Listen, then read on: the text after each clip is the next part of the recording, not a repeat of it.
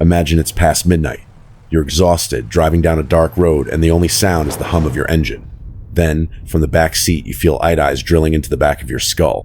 A stranger sits there in silence, never blinking, never moving, until he suddenly leans forward and whispers, "Do you ever wonder how you're going to die?" Your heart races, your breath catches, and every instinct screams to run, but you're trapped in your own car.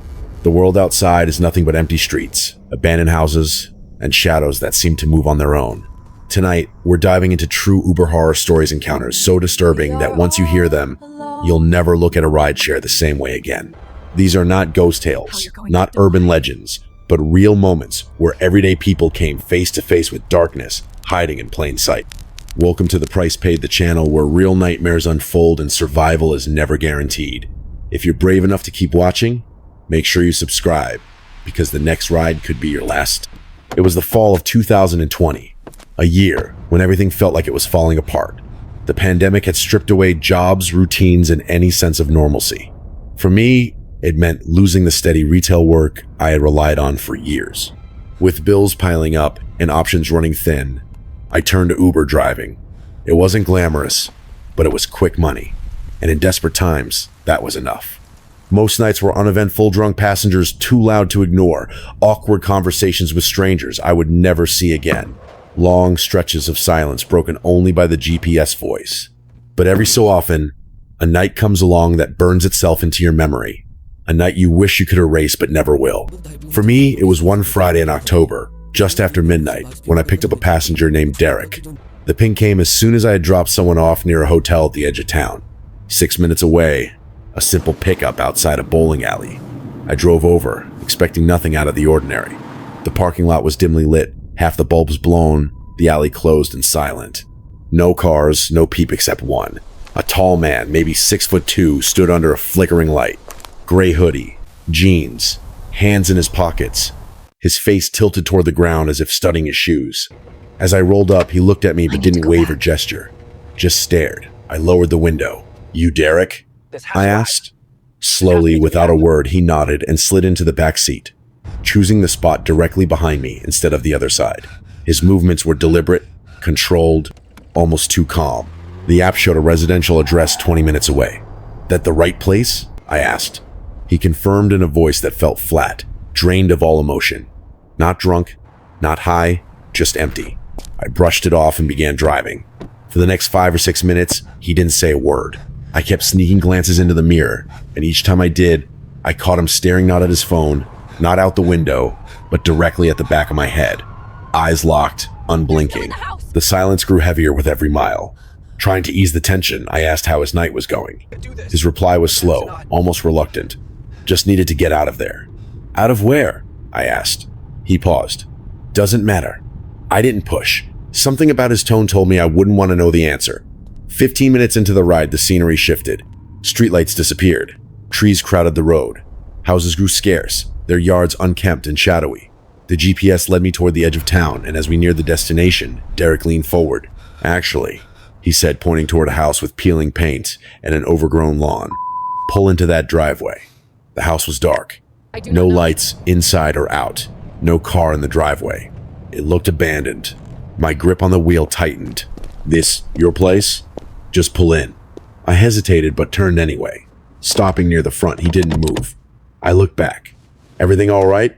He stared at the house. "Wait here." Then he got out, walking not toward the front door, but around the side, vanishing into the shadows. I sat frozen, weighing my options. The ride was still active, the app waiting. Part of me feared leaving and getting penalized, but a stronger part of me knew something wasn't right. My gut screamed that this man wasn't just grabbing something from inside. 2 minutes dragged like hours. Finally, I ended the trip manually, marking it complete. I shifted into reverse, ready to leave. That's when I saw him. Derek emerged from the darkness, walking quickly back toward my car. His face twisted into something I couldn't read: anger, excitement, both. His hands were empty, but his stare made my chest tighten. I unlocked the doors out of instinct, though everything inside me screamed not to let him in. He opened the rear door, slid back inside, and said, "Take me to the other place." "What other place?" I asked, trying to keep my voice steady. "Just drive. I'll tell you." I shook my head. You need to put it in the app. Silence. His eyes met mine in the mirror. I can't take you anywhere unless you put it in the app, I repeated. Finally, he spoke. Take me back. To where you picked me up. Reluctantly, I drove. The tension in the car was suffocating. He never spoke, but I could feel his gaze on me the entire time, burning into the back of my skull. My arms were covered in goosebumps, the hairs on my neck standing like wires. I tried once more to break the tension. Rough night, huh? His answer chilled me. You could say that. Everything all right? Not yet. I didn't ask again. When we reached the bowling alley, I parked under the same dim light. Before I could say anything, he leaned forward. You ever wonder how you're going to die? My breath caught. I forced a weak laugh. Not really something I think about. He didn't laugh. He leaned back, eyes still locked on me. Seconds ticked like hours before he spoke again. I think about it all the time. He opened the door but didn't step out right away. He lingered, half in and half out, staring. Then he said the words that froze my blood. You picked the wrong guy up tonight. He shut the door and vanished into the darkness behind the alley. I sat there, paralyzed, before finally driving away. When I got home, I checked the trip details. My stomach dropped. The passenger's name was gone. No profile picture, no trip history, nothing. It was as if the ride had never existed. Uber support said maybe the app had glitched, maybe the rider canceled mid-trip, but I know what happened. I know he was in my car. I know what he said. And every time I pick up a silent passenger, every time I wait in a dimly lit lot, I remember that night and wonder what might have happened if Derek hadn't changed his mind. It was the summer of 2021, and I had been driving full-time for Uber, chasing late-night fares because the tips were better and the streets were quieter. By then, I was used to the chaos of college kids piling into my car, half drunk and shouting over each other. So when the next request popped up at 1:30 in the morning, I was relieved to see it was just a single passenger. The name was Chris, and the pickup point was a narrow side street just outside downtown. The location struck me as odd. It wasn't near any bars or apartments, just behind an old strip mall. GPS errors happen, I thought. Maybe he just dropped the pin in the wrong place. But as I pulled up, there he was, a lone figure standing on the corner, hoodie pulled low, jeans, staring at his phone. I rolled down the window. Chris? He nodded without looking up and slid into the back seat. No greeting, no smile, just silence. His demeanor was flat, sober, not the kind of slurred speech I was used to at this hour. Some people don't talk much, I figured, so I started the ride. Just keep going. His drop-off was 25 minutes away, across town in a neighborhood I had barely been to before. A few minutes in, I noticed something that made my skin crawl. Chris had his phone in his lap, flashlight turned on, the beam angled upward toward my seat. It wasn't bright enough to blind me, but the soft glow outlined the interior in a way that made me tense. Everything all right back there? I asked, trying to make it sound like a joke. Yeah, he muttered, then switched off the light. The silence that followed was suffocating. We drove like that for nearly 20 minutes, me gripping the wheel tighter than usual, him sitting still behind me. The neighborhood we approached was pitch black. No streetlights, no porch lights, not even the soft glow of televisions from inside houses. When we finally pulled up to the address, the house looked abandoned. No lights, no car in the driveway, no sign of life. Is this it? I asked. No answer. I turned to look at him. His eyes were fixed on the window, as if he didn't even hear me. Louder this time. Hey, is this your stop? After a pause, he finally nodded. Slowly, he reached for the door handle and stepped out, leaving the door hanging open. He didn't walk toward the house right away. He just stood there, facing the dark windows, frozen. I waited, unsure if he needed help. A minute passed. Then he turned around and looked at me. His voice was low, flat. I need to go back. Back where? To where you picked me up. That was a 25-minute ride in the opposite direction. I told him he'd have to request a new trip, but he just stared. Then he begged. Please, I need to go back. I repeated myself. You need to request it through the app. That's when he said something that made the air in my lungs turn to ice. I can't. They're not gone yet. Who's not gone? I asked. He didn't answer. He just stood there, breathing heavily, his chest rising and falling under the hoodie. The silence pressed in until I felt my heartbeat in my ears. Finally, he stepped back, closed the door, and walked toward the house. I didn't wait around. I drove off, ending the ride as soon as I turned the corner. I stopped at a 24-hour gas station a few blocks away, just to breathe, maybe grab a drink and shake off the unease. I parked at the side of the building, locked the car, went inside, and tried to convince myself it was nothing more than a weird encounter. When I came back out, my stomach dropped. Chris was in the back seat. Same hoodie, same expression, just sitting there like he'd never left. I froze, fumbling for my keys. I was sure I had locked the doors. Somehow, he had gotten back in. Slowly, I opened the driver's side door and slid behind the wheel, keeping my eyes locked on him through the mirror. "How did you get back in?" I asked. "Take me back," he said. His voice was calm, but the words carried a weight that made my skin prickle. I reached for my phone. "I'm calling the cops." That's when he leaned forward, close enough that I could feel his breath. His whisper was ragged. "They're still in the house." Something about the way he said it made me hesitate. I don't know why, but I didn't dial 911. Maybe I thought he was having a breakdown. Maybe I thought if I played along, it would de-escalate. "Whose house is it?" I asked. "My parents," he said. "Do you live there?" "Not anymore." The words hit me like a cold blade against my spine. His tone was flat, but behind it, I sensed something fractured. He rocked slightly in the seat as we drove back toward the house. His breathing grew heavier, louder, until he whispered, almost to himself, "They're still there. They won't leave, no matter what I do." Are you sure you're ready? We pulled up again to the dark house. Nothing had changed. No lights, no signs of life. He got out without a word, walked up to the front door, and just stood there. He didn't knock, he didn't move. He just stared at the house, still as a statue.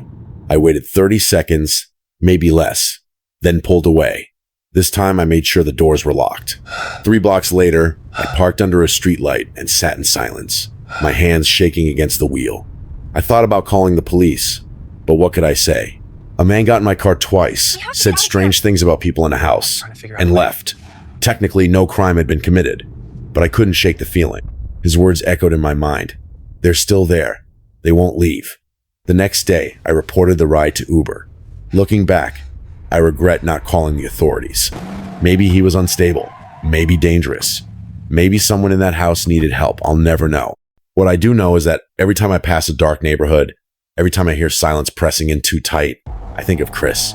And I wonder if he ever went back inside that house or if he's still out there searching for a ride home that doesn't exist. When you live alone, especially as a young woman, you get used to a certain rhythm of solitude. You clean your apartment, watch a movie, order food when you do not feel like cooking, and settle into your own routine. That is how it was for me at 18, living just outside of town with only my tiny dog for company. My building was quiet, the neighbors kept to themselves, and though I sometimes heard stories about food delivery going wrong, I never thought those stories would come knocking on my own window. It was a Friday evening. I had been cleaning for hours, getting ready for my boyfriend's weekend visit. We were long distance, and I always wanted the place to feel fresh when he came over. Around 6, my stomach growled. I was tired of cleaning and didn't want to dirty the dishes I had just scrubbed. Ordering Uber Eats was an easy fix. The app showed a white Honda Fit Sport on the way. I selected Leave at Door, as always. Contactless delivery. No interaction needed. 15 minutes later, my phone buzzed with a notification. "Your food has been delivered." Excited, I jumped up and opened the door. The hallway was empty. No bag. No food at any of the other doors either. I frowned and was about to message the driver when there was a knock. It was my neighbor, holding my food. "Hey," he said. "I grabbed this because your driver was looking through your windows. Didn't seem right." I froze, thanked him quickly, and shut the door. My appetite was dulled, but I ate anyway, trying to convince myself maybe the guy was confused, maybe he thought he had the wrong door. But deep down, the thought lodged in my stomach. He was looking in my windows. The rest of the night passed quietly. I showered, turned off the TV, locked my doors, and called my boyfriend before dozing off. At some point in the night, my dog growled at the window. A 5-pound ball of fluff. He was hardly a guard dog, but his growl was sharp enough to wake me. I calmed him down and went back to sleep. Minutes later, I jolted awake to a pounding on my window. My dog went wild, barking, growling, even whimpering. My heart hammered in my chest. I pulled the sheets over my head, peeking just enough to watch the glass. I called 911, whispering to the operator. "Someone's in my backyard. My window doesn't lock. He could get in." The dispatcher told me to move to another room and stay quiet. I grabbed a kitchen knife and crouched near the counter, waiting for sirens that seemed like they would never come. Then, through the blinds, I saw it. Parked across the street in an empty field was the white Honda Fit Sport, the driver's car. He wasn't inside it, which meant he was somewhere else. which meant he was probably in my yard. When the police finally arrived, I nearly collapsed. One officer stayed with me while others checked outside. They found muddy footprints trailing through the yard beneath my bedroom window. The car was still there, but he was not inside it. The fear twisted deeper. Where was he hiding? My neighbor came out as well, confirming what he had seen earlier, how he intercepted my food because the driver was peering through my glass. The officers told me they would patrol the area and keep an eye out. My neighbor, kind enough, offered me a place to sleep that night, but I declined. I wanted to believe the worst was over.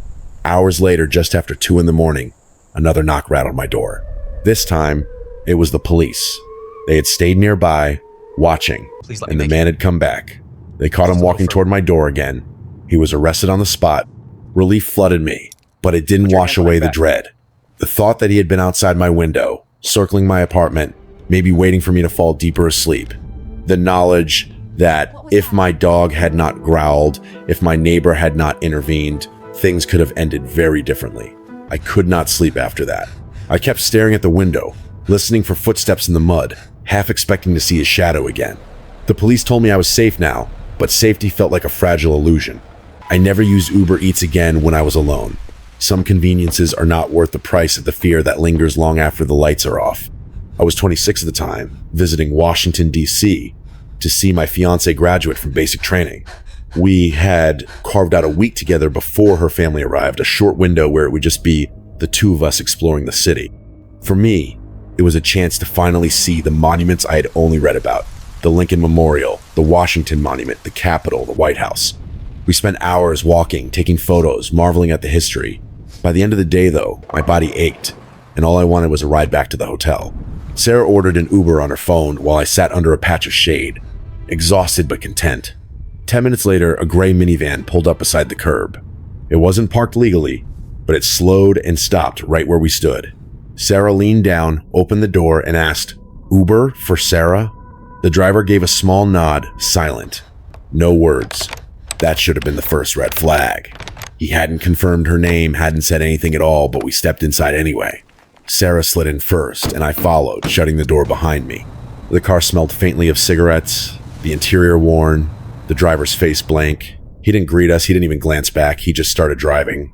At first, I thought maybe he was one of those drivers who didn't like small talk, but as the minutes ticked by, I noticed something odd. The route we were taking wasn't the one Sarah's app had shown. We weren't headed toward the hotel at all. Instead, we were moving in the opposite direction. Sarah touched my arm and handed me her phone. On the screen, a notification had just appeared. "Your Uber has arrived." Below it, a message from the real driver asking where we were. My blood ran cold. The man behind the wheel was not our Uber. We had gotten into the wrong car. I glanced up at him in the rearview mirror. His eyes met mine for the first time, dark and unreadable. He didn't say a word. He just kept driving, turning down streets that pulled us farther from the city center. I leaned forward, forcing my voice to stay calm. "Actually, you can let us out here." We changed our minds. For several long seconds, he said nothing. The silence stretched so thin I thought I might suffocate. Finally, he glanced at me in the mirror again, holding my gaze just a beat too long, then looked back at the road. He didn't slow down. He didn't unlock the doors. My pulse roared in my ears. Every instinct screamed at me to act. My hand slid into my pocket where my small folding knife rested. I flipped it open, the click of the blade loud in the confined space. "I know you're not our driver," I said, my voice low and sharp. "I don't know what you planned, but if you don't pull over right now, I will use this." This time, his eyes flicked to mine and widened ever so slightly. The tension broke. Without a word, he swerved toward the curb and braked hard. The locks clicked. Sarah and I didn't wait. We threw the doors open and bolted. The moment we were clear, he sped off, disappearing down the street. Sarah collapsed against me, trembling, tears streaking her face. I held her, still shaking myself. My stomach knotted as I thought about what might have happened. If we hadn't realized in time, if I hadn't had that knife, if he had decided to fight instead of flee. Within minutes, our actual Uber arrived. This time, we checked the license plate, the driver's photo, the name, every detail. Once we were inside the right car, Sarah explained what had happened. The driver listened quietly before telling us something that made my blood freeze. There had been multiple reports, he said, of people posing as Uber drivers in DC. They would park near popular tourist spots, wait for confused or exhausted travelers, and lure them into the wrong car. Some people had gone missing. Others had barely escaped. It was easy prey. Visitors who didn't know the area, too trusting, too tired to double check. We reported the incident to the police that night, giving them every detail we could remember. The gray minivan, the man's face, the way he stared at us in the mirror. But days passed, weeks, months. No one ever contacted us again. To this day, I wonder if he was caught, or if he's still out there circling the monuments, waiting for the next unsuspecting tourist. We'll do our best to help you. What haunts me most is how close we came to being another statistic, another unsolved disappearance whispered about in warnings to future visitors. All because we were tired, careless, and stepped into a car without checking. Never again. Every story you just heard has one thing in common: an ordinary ride that twisted into something unforgettable, terrifying, and dangerously close to ending in tragedy. None of these people expected horror when they stepped into their car, ordered takeout, or accepted what looked like a normal request. But that is what makes these stories so chilling. They are not tales from a distant past, not folklore, not legends. They are moments from real life where danger crept in quietly, wearing the face of the everyday.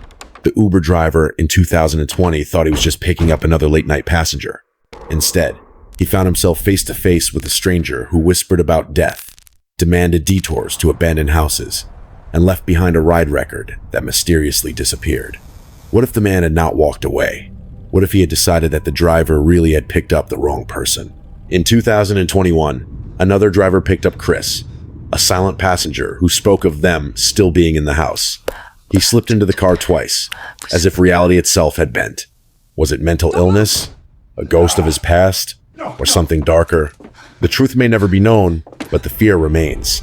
Then there was the young woman who only wanted a simple meal. She set her delivery to leave at the door for safety, yet her driver watched her through the window, stalked her home, and circled back in the middle of the night. Had her dog not barked, had her neighbor not intervened, her night might have ended very differently. And finally, the couple in Washington, D.C. who made one small mistake, getting into the wrong car. A gray minivan, a silent driver, and a route that pulled them farther from safety. If not for a pocket knife and a moment of courage, they might never have seen their hotel again. Each story is unique, but together they highlight the same brutal truth. Danger does not always wear a mask or announce itself with violence. Sometimes it sits quietly in the back seat. Sometimes it stares at you through a window. Sometimes it hides behind the simple act of giving you a ride home. The lesson is not paranoia, it is awareness. Trust your instincts. If something feels wrong, it probably is. Always check the license plate, the name, the photo. Never allow someone to pressure you into a change outside the app. Lock your doors. Pay attention. And when the silence in the car feels heavier than it should, remember these stories. And know that survival often depends on listening to the voice inside that tells you to leave, to run, to fight if you must. Because sometimes, the price paid for ignoring that instinct is far greater than you can imagine. This is the price paid real stories of fear, survival, and the thin line between life and death. If you want more stories that reveal just how close darkness can get, make sure you subscribe. The next ride might be yours.